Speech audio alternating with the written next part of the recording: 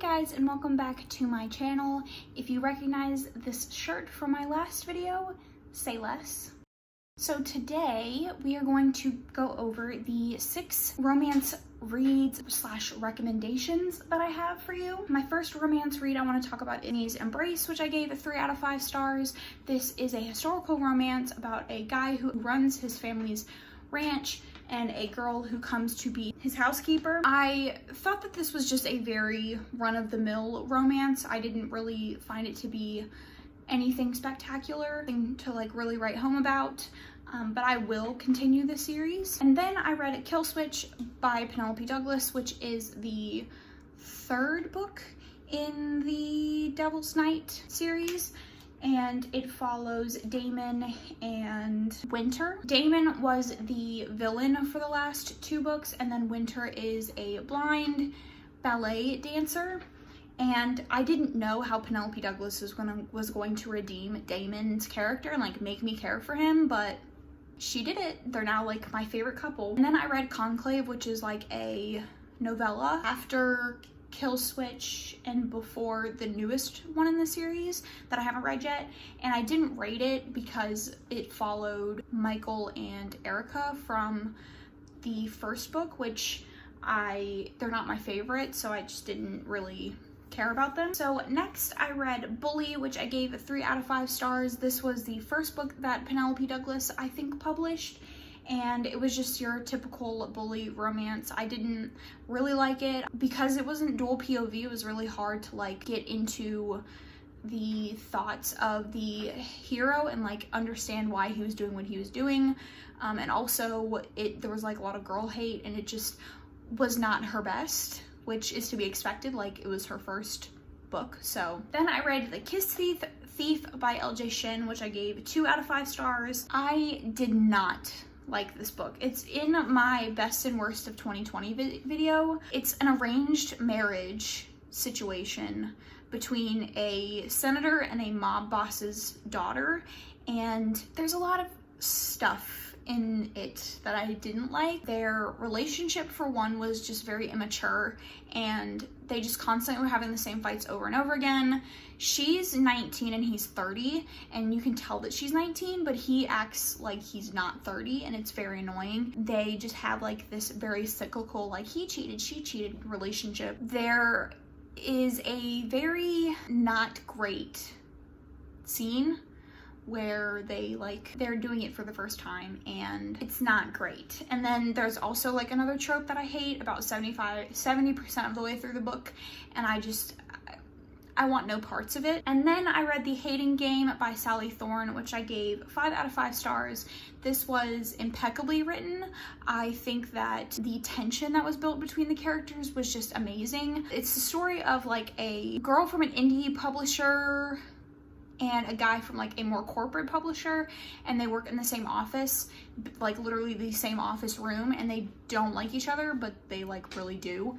And the tension between them is just fantastic. Timeline of their relationship made a lot of sense.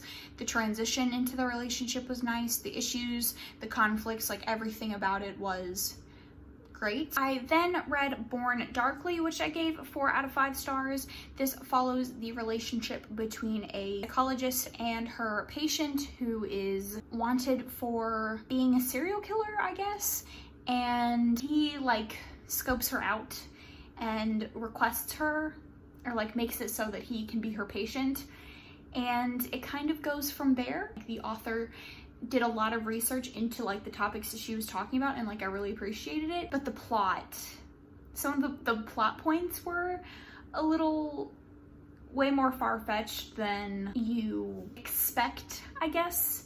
Like, they were just a little out there. The Air He Breathes by Britney C. Cherry, which I gave 4 out of 5 stars. And I absolutely loved this. The story of 2 people who have lost their significant other, their wife and husband, and they like come together and kind of like use each other, and then they end up like forming a relationship. It was just so well written. I teared up at multiple spots, and you just rooted for the couple so much, and their pain that you felt, they were written so impeccably well.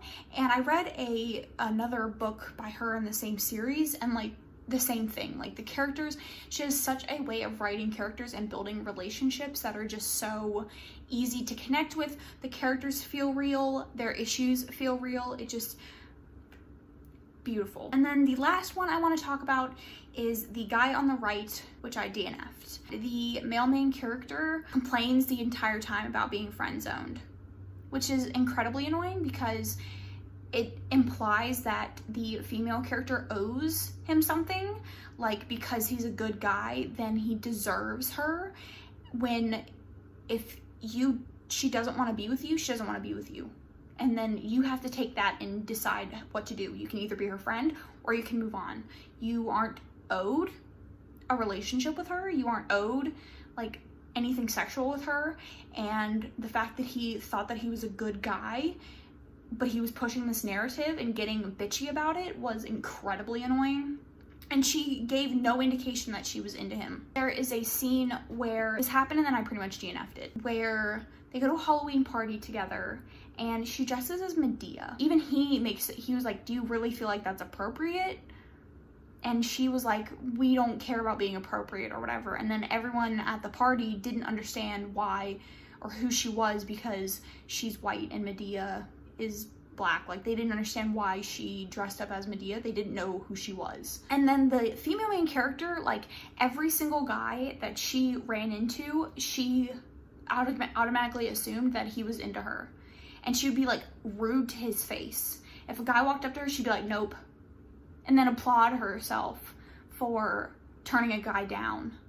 Like if a car of guys rolled up, she would be like, oh, I'm being tested. As if any of those guys like wanted her. She just assumed that everyone wanted her. So avoid this one. Every book on this list I would recommend, but that one. Just avoid that one completely. Pretend it doesn't exist. If you see it on your Kindle, if you see it somewhere, if you see anybody recommending it, just don't do it. So those are the romances that I wanted to talk about. Comment down below if you've read any of these and you liked them. I would love to know. If you're looking for more content from me, here is my Instagram, here is my Goodreads, both YT Ashley Reads. But that is going to be it for this video. I hope you liked it, and I will see you guys in my next one. Thanks so much.